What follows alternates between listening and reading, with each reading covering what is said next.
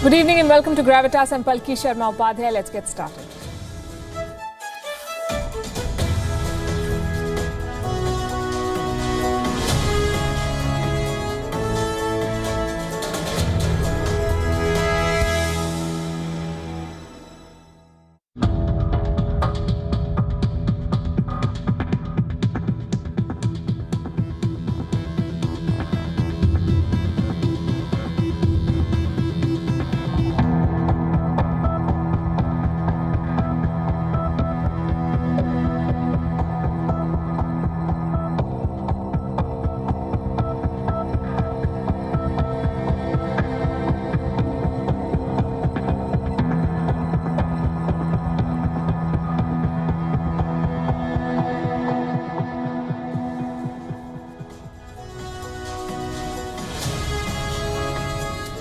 Did the virus come from a lab? As the world finally takes a closer look at this possibility, we want to discuss another possibility. Another fact, in fact. Is the Wuhan lab in China the only such leaky and potentially dangerous lab? Are there other such laboratories in China and in the world? The answer is yes. There are such research labs in at least 23 countries. What kind of research do they conduct? What kind of safety standards do they follow? Who is monitoring them? What's the guarantee that another deadly virus will not leak in China or in some other part of the globe? Tonight on Gravitas, we are taking you into the dangerous world of research labs. We'll tell you what kind of international regulations apply to them and why, despite a deadly pandemic that has killed millions of people, governments across the world have not addressed this very urgent question of biosafety of such facilities. This is a story you don't want to miss. Also on the show tonight, the battle between big tech and governments is intensifying by the day. France has slapped a big fine on Google. Nigeria has banned Twitter.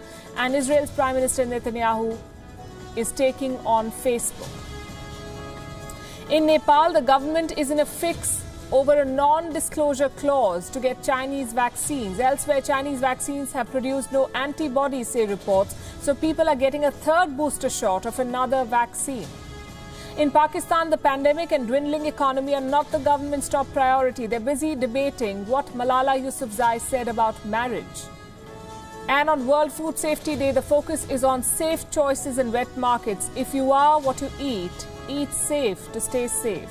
We'll discuss. We begin as always with Gravitas Global Headlines. Two prominent Palestinian activists, regarded as the face of a campaign to stop Palestinian evictions, were detained by the Israeli police. They have since been released. Twins Muna and Mohammed El-Kurd say their arrest is part of Israel's effort to curb opposition to the evictions in Sheikh Jarrah, a neighborhood which became a flashpoint in the recent conflict between Israel and Palestine. In a bid to revive its battered tourism industry, Spain opens its borders to vaccinated travelers from all over the world. Health Minister Carolina Darias insists that Spain is a safe destination. The UK has still not removed Spain from its list of at-risk countries, which will be a setback for Spain's tourism revival hope. At least 17 people killed after a ballistic missile targeted the Yemeni city of Marib. The government blames the attack on the Houthi rebels, and the information minister says the attack amounted to a war crime. The Houthis say they had only struck a military camp and wanted a probe into civilian casualties. China authorizes emergency use of its indigenous COVID-19 vaccine, CoronaVac, for children aged between 3 and 17 years. The manufacturer, Sinovac, has found the vaccines to be safe and effective for this age group in trials. Meanwhile, Israel launched its campaign to vaccinate adolescents between ages of 12 to 15 years with the Pfizer-BioNTech jab.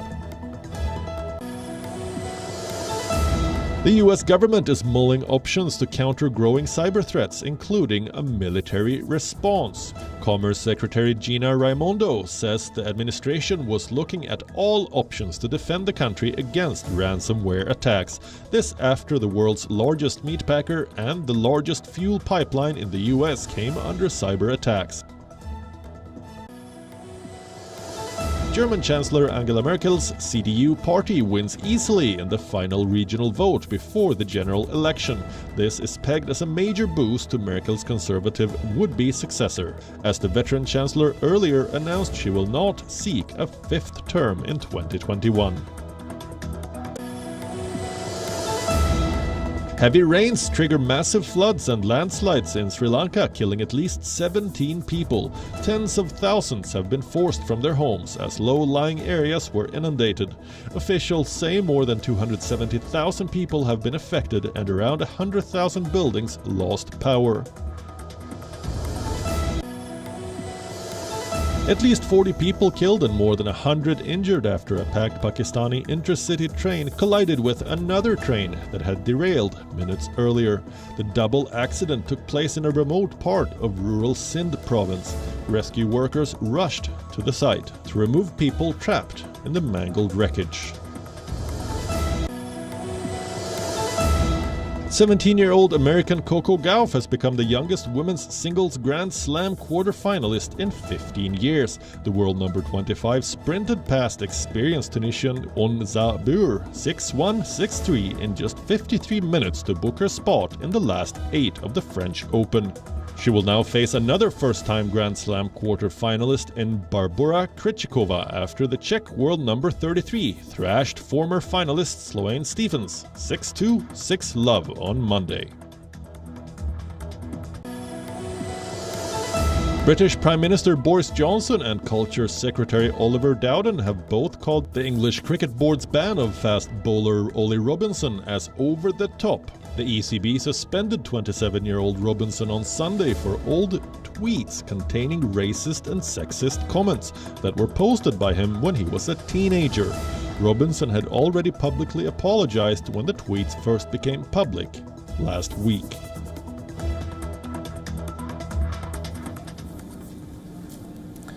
India's second wave is now under control. On Sunday, a little more than 100,000 new infections were detected. This is the lowest in 2 months. Just 5 states now account for 70% of India's active cases. Maharashtra, Tamil Nadu, Karnataka, Kerala and Andhra Pradesh. These are the 5 states. So there is rapid improvement in the situation. Active cases are now down to 1.4 million. They're now less than 5% of India's total caseload. More than 27 million people have recovered since last year. Almost 94% of India's patients have recovered.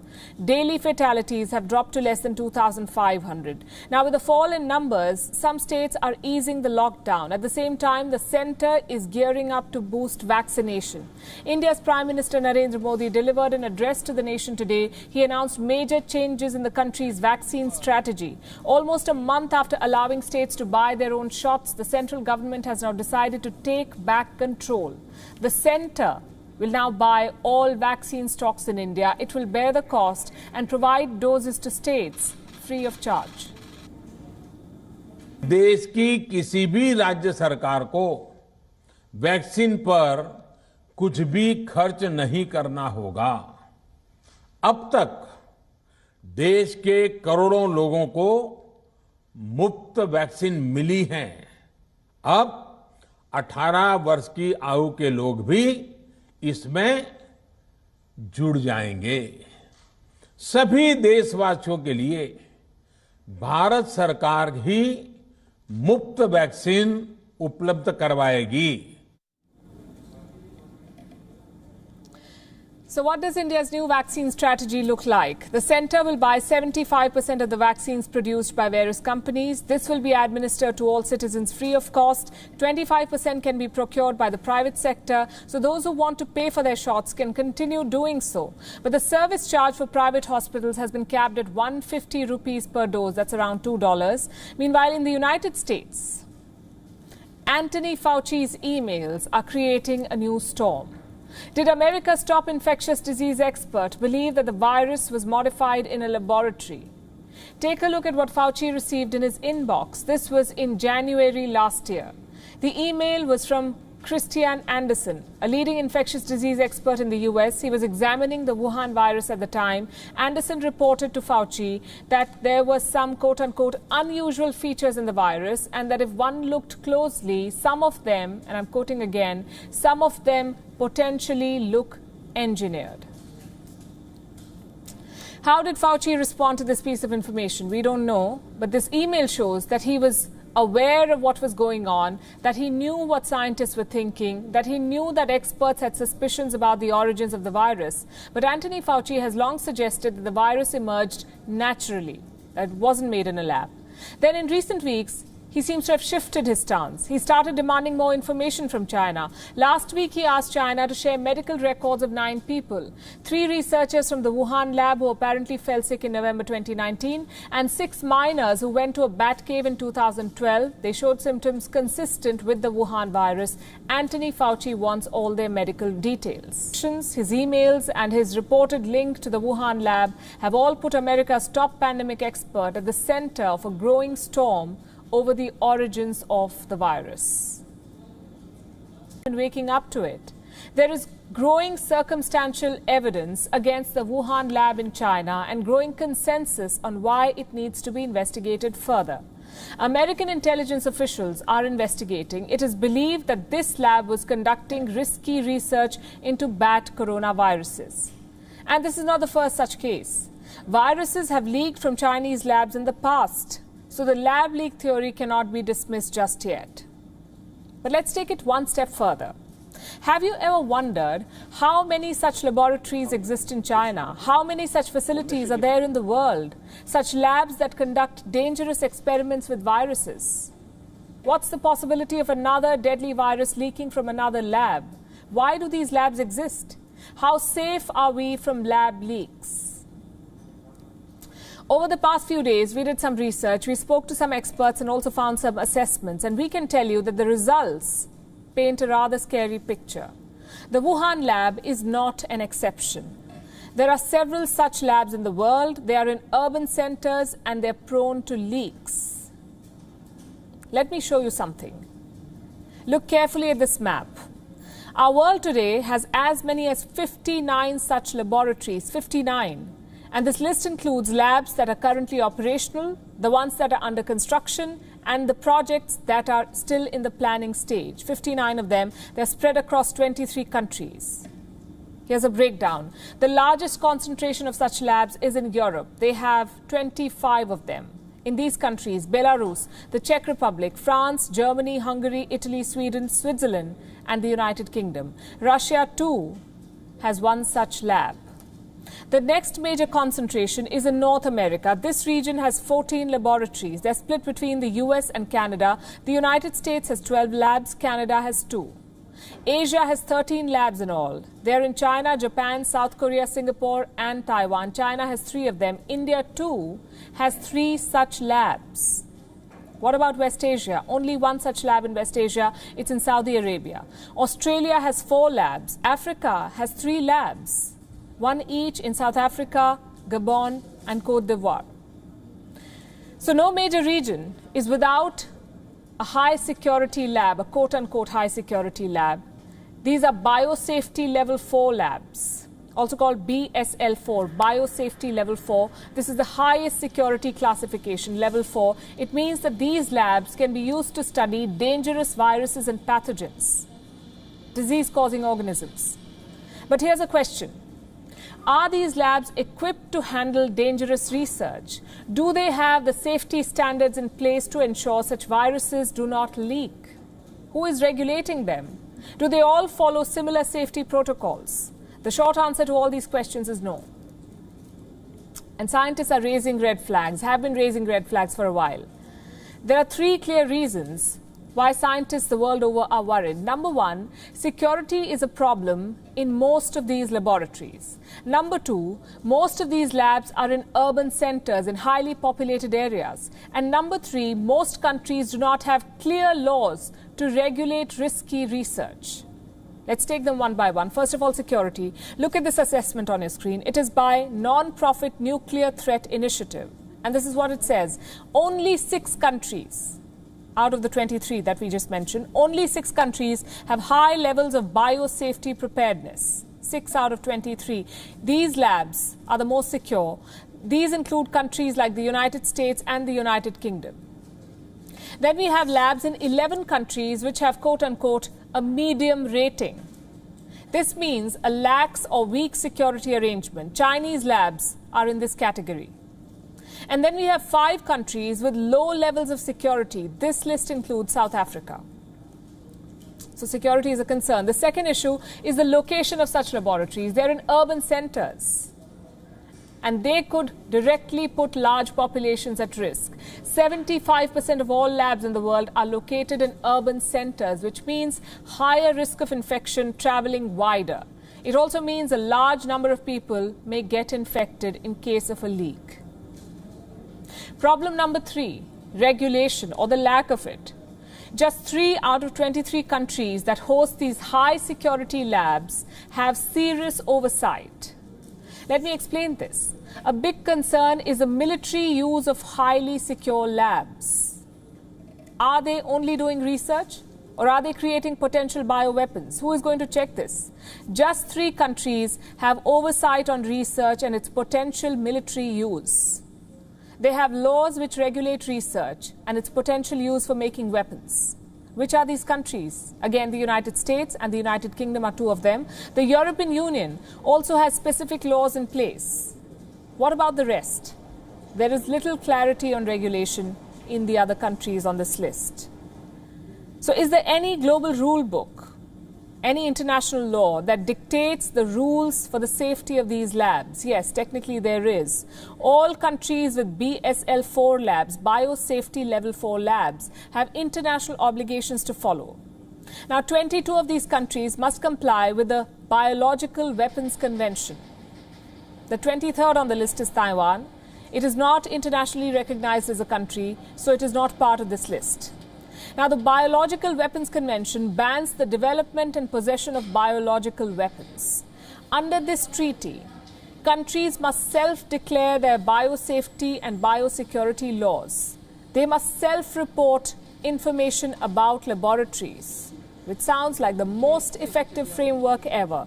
Countries self-declaring, don't they always do so? Don't they always come clean on their virus research and lab leaks? The current regulatory framework is as good as none. It offers no guarantee that safety standards and best practices are being followed anywhere in the world. What does all of this tell you? Another lab leak is very much a possibility. And we have everything in place to ensure that. And this is not a hypothetical threat of bioweapons. Look at some instances in the past. In 2001, an attacker killed 5 people by sending anthrax through mail in the United States. And it is believed that this anthrax was stolen from a laboratory.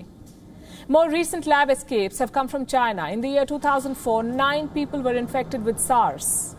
This is after 2 researchers in Beijing were exposed to it. They were working on the SARS virus inside a lab. 1 person even died due to this accidental leak. And then in November 2019, just before the beginning of this pandemic, 6,000 people were infected with brucellosis. That's after a leak at a vaccine plant in northwestern China. Now, despite all these security concerns, China is still aggressively pursuing more such labs. Last month, China's Guangdong province announced plans to build 25 to 30 level 3 labs. This is one province. 25 to 30 level 3 labs and 1 top level BSL lab, the high security lab, in the next 5 years. It seems 1 leaky lab in Wuhan is not enough. 1 province in China wants more than 30 new labs. We often talk about an arms race, we talk about a nuclear race, but look at this. Such labs pose a major risk to the safety and security of all humankind, and despite this pandemic, governments have shown no urgency to address these risks. So here's the question we began with. Who is going to keep these labs under check? Who is going to ensure transparency and scrutiny? And we'll keep reporting this until we get answers. Let's look at what's happening in Nepal. The government of KP Sharma Oli has signed what is called a non-disclosure agreement with China. This is to procure 10 million shots of the Chinese vaccine Sinopharm, 10 million shots.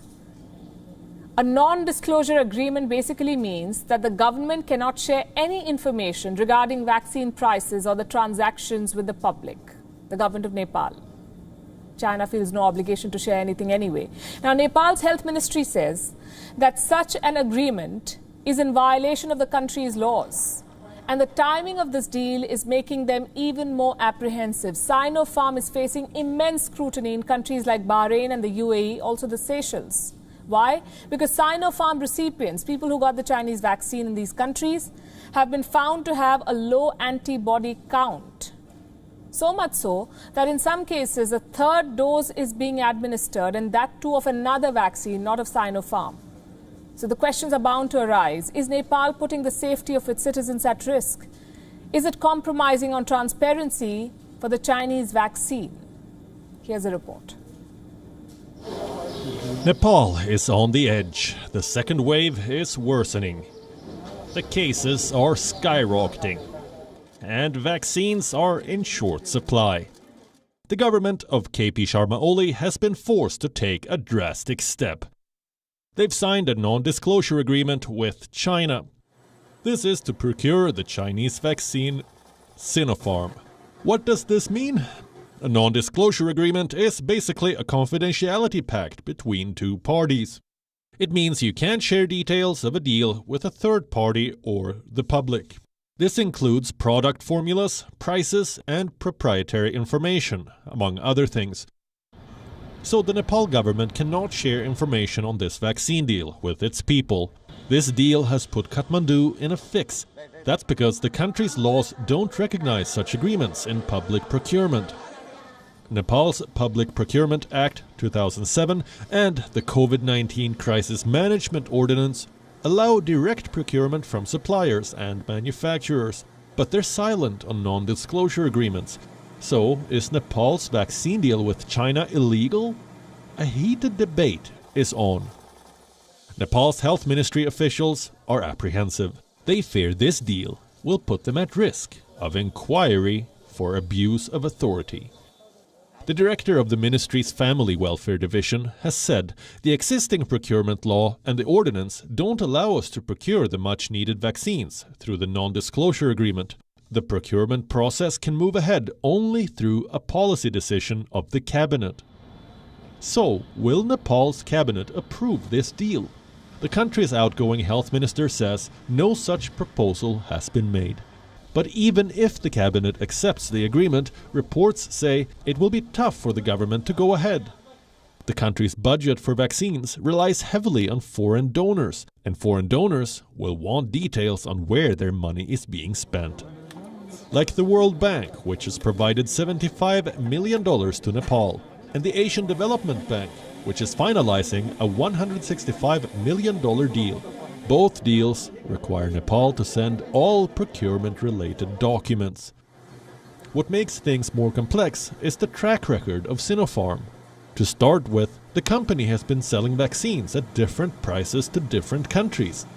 In Bangladesh, one dose was being sold at $10. In Sri Lanka, the same dose was being sold for $15. The second issue has to do with the vaccine's efficacy. Countries which relied on Chinese shots have found low antibody count in the recipients. Some cases, a third booster shot of another vaccine is being given to citizens. For instance, the UAE and Bahrain have been forced to offer a third dose after the Chinese shot. Seychelles, where much of the population was vaccinated with Sinopharm, is witnessing a spike in cases, along with growing calls to suspend the Chinese shot. Nepal must keep an eye on both emerging trends. A non-disclosure agreement with Sinopharm could contribute to a lack of transparency.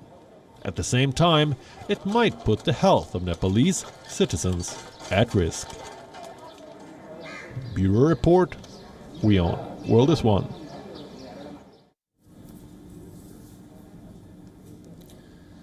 Big tech versus nation states. It is slowly becoming the defining rivalry of our generation. On paper, it should be a no contest. One is backed by the full might of courts and parliaments. The other, a handful of companies based out of Silicon Valley. Like I said, it should be a no contest, but it is. It is intensifying and it is complicated. And this should give you an idea about how powerful big tech really is. They are staring down elected governments. They're ignoring national laws. And they're banning and censoring heads of state, all in the name of freedom of speech. Big tech clearly won round one. That's because governments were not really fighting. In fact, they had no idea that they were in a fight. But now we are in round two of this fight, and it's a lot more interesting. India threw the first punch with a new set of IT laws. Facebook has grudgingly agreed, but Google and Twitter are throwing tantrums. What are they saying? Twitter says the new laws will lead to a surveillance regime. No proof, it's just an outlandish claim. So the government of India has served another notice to them. A last warning to comply with the new law.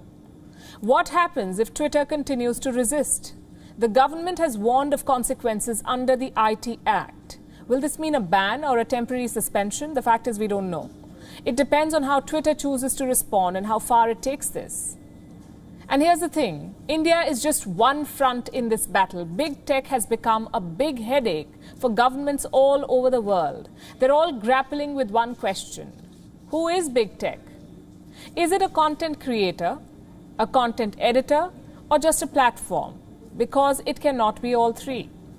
Look at what's happening in Israel. Benjamin Netanyahu is lashing out at social media. He claims that they're muzzling right-wing voices. His son's accounts on Twitter, Facebook and Instagram were blocked. There are two sides to this story. One, of a frustrated prime minister on the verge of being ousted. And second, of social media having it both ways. Netanyahu's son posted a political rival's address on social media. He was inciting protests online, say critics. You could say the suspension was warranted. But the question is, who gets to make that call? Let me give you another example. Nigeria. They have banned Twitter completely. Anyone who still uses it can be prosecuted in Nigeria. Again, there are two sides to the story. One of a government that may have gone too far. The second of a social media company silencing a head of state. Nigeria's president tweeted about the country's civil war. It was seen as a veiled threat to separatists. Should the president have been censored? Perhaps yes. But then again, why does Twitter get to make that call? Is it a platform or an editor? This is almost like letting vigilantes loose. Yes, they will fight for justice, but you can't replace cops with vigilantes. Social media cannot be judge, jury, and executioner.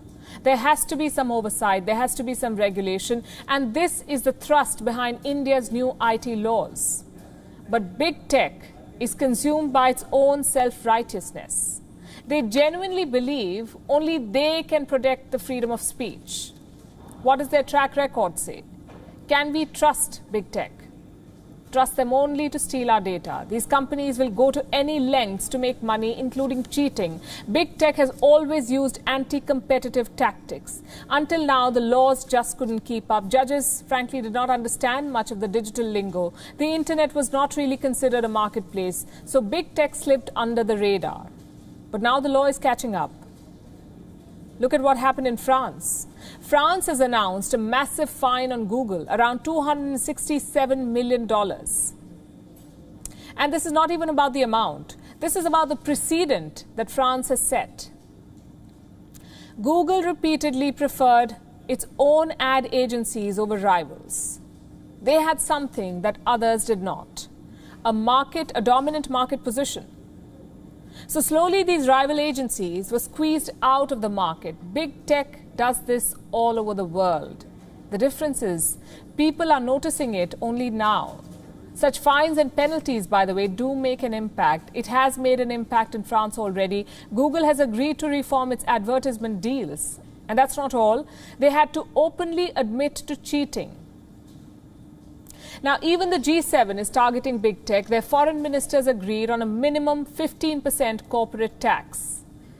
This is squarely aimed at tech companies. They're among the smallest taxpayers, but they consistently top the Forbes list. So the world has three main problems with big tech. One is unfair business tactics. The second is tax evasion. And the third is lack of regulation. And all three come down to frameworks and rules. Our laws were made for a physical, tangible society, the one we live in, not the virtual world, not the internet. Big tech had a great run in this unregulated world online. Now that governments are ending this free run, they're acting out. For more than 10 years, Abu Bakr Shekau was the face of terrorism in Nigeria. As the leader of the Boko Haram, he oversaw the killing of more than 30,000 people. This includes innocent girls who just wanted to go to school. But Shekau's rivals have now caught up with him. The Islamic State of West Africa says the man is dead and that he killed himself. Will this mean an end to jihadism in West Africa? Our next report has the answers. It was said that Abu Bakr Shekau was like a cat with 9 lives. The murderous leader of Boko Haram has been proclaimed dead several times before.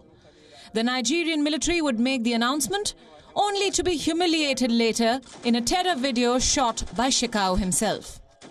This time it's different. It wasn't the Nigerian military that made the announcement themselves.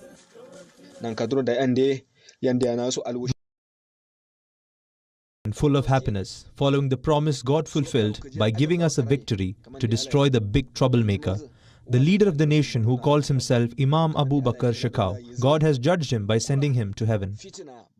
That voice was of a terrorist from the Islamic State in West Africa. He claims they found Shekau and offered him a chance to join them. But Shekau killed himself by detonating an explosive. For years, Shekau was the face of terror in Nigeria. After taking over the Boko Haram in 2009, he transformed the terror group from an underground sect to a deadly insurgency. In the years that followed, Boko Haram was directly responsible for more than 30,000 deaths and more than 2 million displacements. Shekau caught the world's eye in 2014. He kidnapped hundreds of girls from a school in Borno.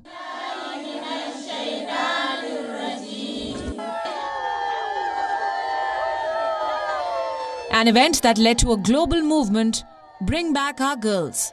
Even today, many of those kidnapped girls are missing.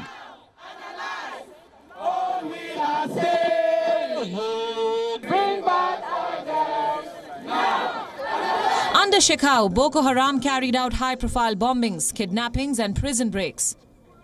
The group was overrunning towns in a bid to create an Islamic state under the Sharia law. But then there was a split. Terrorists left Boko Haram to start the Islamic State in West Africa, a group that eventually displaced Abu Bakr Shekau. Shekau's death hardly means the end of jihadism in West Africa. It might bring an end to the violent clashes between ISIS and Boko Haram, but it might also lead to the Islamic State expanding its footprint. Bureau Report, WION World is One.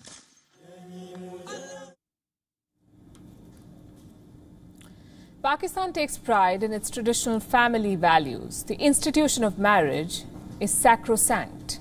So much so that each year at least 1,000 girls are forcefully converted to Islam. They're kidnapped, tricked and married off. In Pakistan, a woman is also encouraged to stay with her husband, even if he's abusive, because otherwise a divorce would bring shame to the family. If a woman still chooses to get a divorce, then she is given no share in family assets, just a petty maintenance for her children. In Pakistan, the Prime Minister blames Western media for the rising rates of divorce. This is the state of marriage in Pakistan. It's not a happy state, to say the least. But instead of course correction, instead of ensuring women get dignity in divorce, Pakistan is currently looking for ways to punish a young woman because she says she may not want to marry.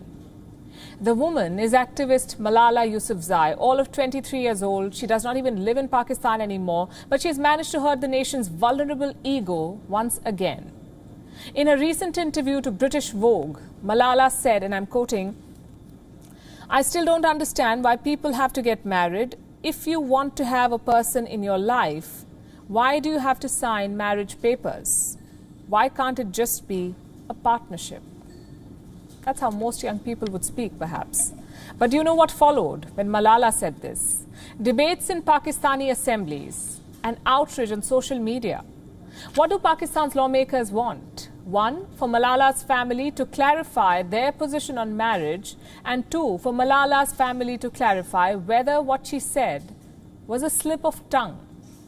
One lawmaker said Malala's views have damaged her personality. This is Inayatullah Khan, a lawmaker in the Pakistani province of Khyber Pakhtunkhwa. He took to the assembly floor recently. He lectured Malala Yousafzai on the values of Islam and the Pashtun culture that she belongs to. On social media, conservative Pakistanis took up cudgels against Malala. Some are calling her names, raising questions about her sex life, and some others are threatening her with rape. One Twitter user says Malala was mocking the Sunnah, or the practice of the Prophet. He also calls her a cursed, crooked mouth. It gets worse. This one, Muhammad Arif Shehzad, wrote that he was mad that the Taliban had not killed Malala. I'm very angry with the Taliban, he says. They could not hit a single perfect target. The whole nation is going through shame for the punishment of one of their wrong hitting target. That's what he said. Now here's another one. Malala, we think you forget that you're a Muslim. Click on this person's profile. It reads Pakistan Zindabad, hashtag Pakistan Army. First things first, which country tries to pass a resolution against a young woman for her view on marriage, and that too in the middle of a pandemic with a tanking economy, an FATF grey list and piling debt? Forget misplaced priorities. What about the concept of choice, something that may be alien to Pakistani lawmakers? Allow me to once again quote from the British Vogue.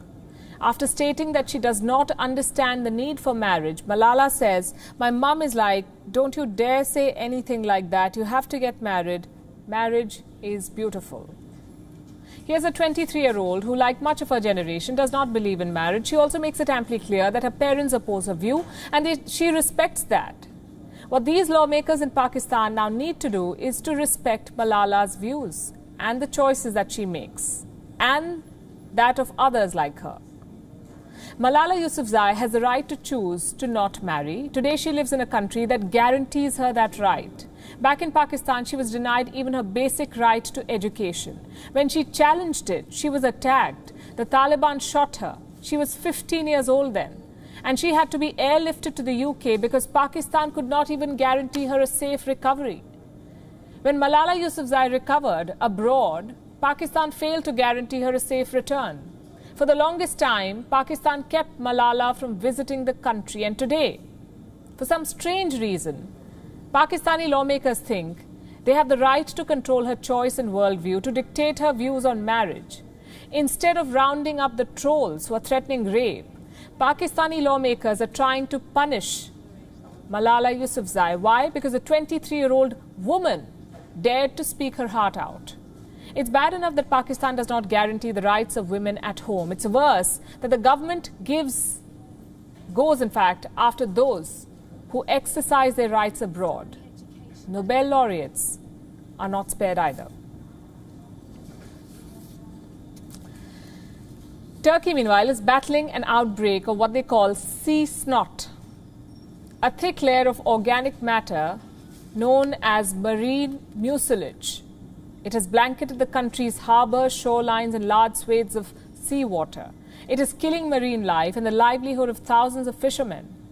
What's behind this outbreak? What is the Turkish government doing to contain it? And how has this become a political battle for Erdogan? Here's a report. Situated on the crossroads of Europe and Asia is the Sea of Marmara. Measuring 280 kilometers in length, it is the smallest sea in the world. Right now, it's also one of the most polluted. What you see is a thick layer of organic matter known as marine mucilage or sea snot. It looks and feels like a sponge, but it can suffocate life on the seabed. The Sea of Marmara has been plagued by the slimy sludge. Harbours, shorelines and swathes of seawater have been blanketed under this sticky greyish substance. This phenomenon has been documented in Turkey since 2007. But the current outbreak is the largest on record and is showing no signs of disappearing. Turkish fishermen have been trying to remove it with nets. Their efforts have so far proven ineffective. The sludge keeps sticking together, smothering marine life that gets in its way. Of course, this affects our work. Look at the mussels and the sea snails. It kills everything.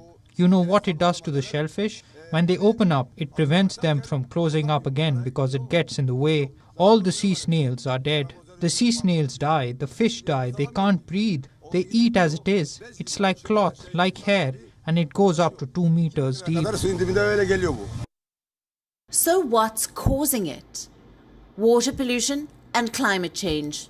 This sea has been the site of agricultural and industrial waste for decades. In addition to household waste from Istanbul's 16 million residents, factories and industrial hubs located in the city discharge untreated waste into this sea. This leads to the growth of algae, which causes this sludge. The overload occurs when the algae feasts on warm weather caused by global warming and poisons sea life, besides choking the supply of oxygen.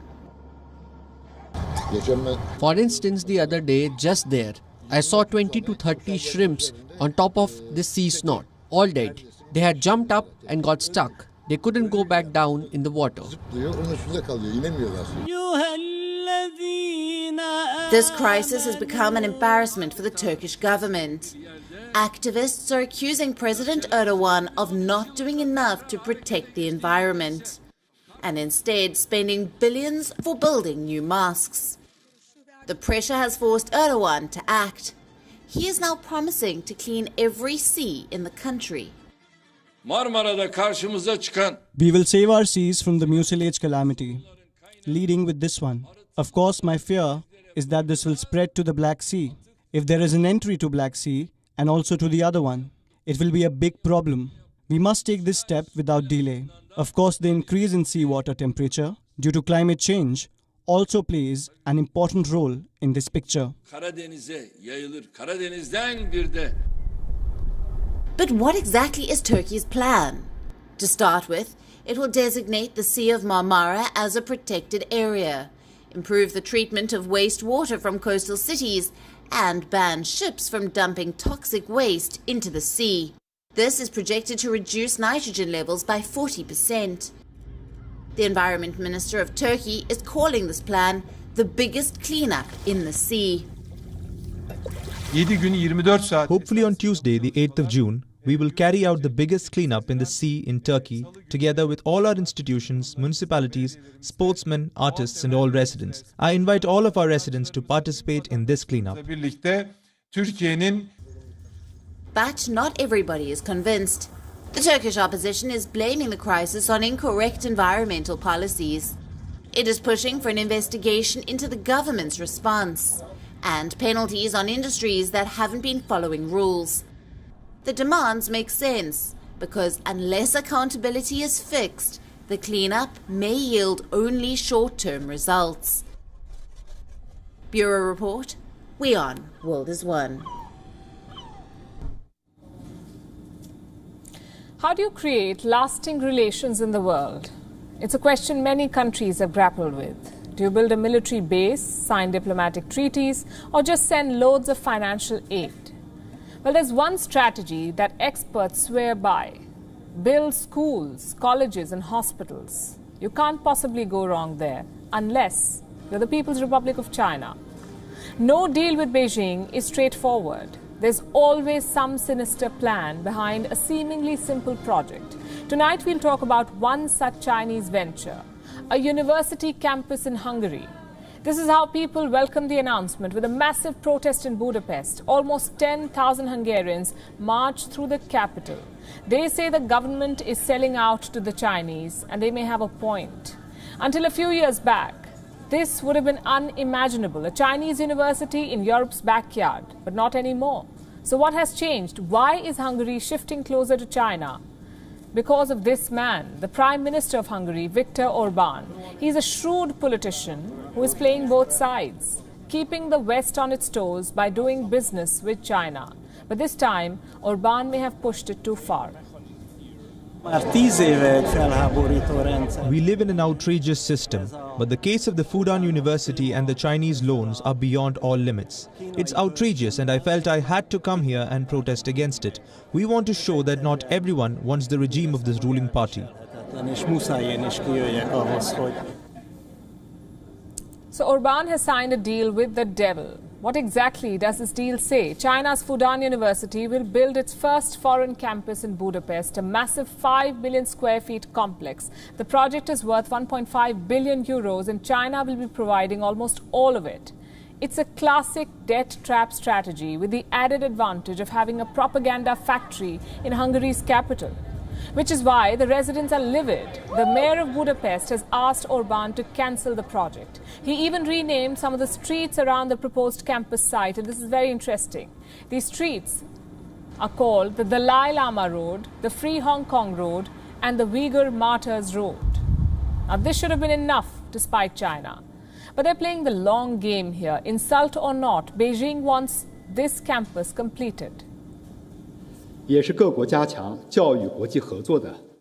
hope the relevant people in Hungary will take an objective, rational and scientific attitude, avoid politicizing and stigmatizing the normal personnel exchanges between China and Hungary, and maintain the overall situation of friendship and cooperation between the two countries.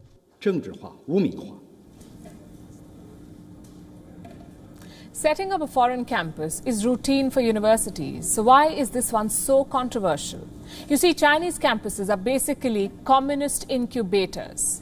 The professors are handpicked by the party and students are drilled with party ideology more than academics. The Fudan University is no different. In 2019, they amended the university charter. The words freedom of thought were dropped. And that alone should tell you everything you need to know about this project. Fudan is not China's first overseas campus. The Xiamen University runs a campus in Malaysia. The Peking University runs a business school in the UK. But getting these foreign approvals has not been easy. Partly because no one wants a Chinese campus in their backyard. So Beijing has opted for more subtle measures, like the Confucius Institutes. There are more than 500 of them around the world. These institutes are not very different from embassies. They push Chinese propaganda and indoctrinate foreign students, occasionally also doing the odd spy work. The plan is to create a global network of Chinese schools and colleges. And this has two objectives. One is to spread the good word about China, to introduce people to Chinese culture and language. The other is a more sinister objective, a strange combination of soft power and espionage. And it doesn't always have to be a campus or a school. Sometimes Chinese money will do all the talking. In the United States, for instance, China is among the largest foreign donors. American campuses received $400 million from Beijing. It is hard to believe there were no strings attached to these donations. Most Western institutions linked up with China, hoping to reform it. Not only did they fail, Beijing has now hijacked the link. Instead of reforms flowing into China, propaganda is flowing out of it. There are patriotism classes, pledges of allegiance to Xi Jinping, and all of this could soon be happening in Budapest. You could call it a form of Chinese colonialism. Beijing is exporting culture and ideology through these campuses. Instead of explorers and conquistadors, we have communist stooges pretending to be professors. These campuses will breed pro-China ideologies in Europe's backyard, not today, not tomorrow, but in a couple of decades. What may seem like long-term to us is just another waiting game for Beijing. And before we end, here's a question. What was your last meal? Do you know for sure that the food on your plate was safe?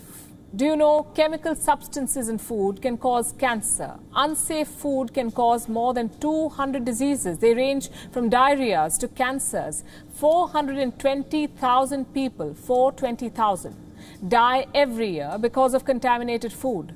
1 in 10 people falls ill every year, again because of contaminated or unsafe food. Today is World Food Safety Day, and we've put together 3 P's that will help you keep your food and yourself safe. 11.5 million pounds. That's how much food the world consumes in just 60 seconds. Our day has 86,400 seconds. How much food do you estimate the world consumes by the end of it? While you calculate that, keep in mind that food is key to our survival. It gives us the energy to walk, talk, and do our jobs. But is the food on our plates safe?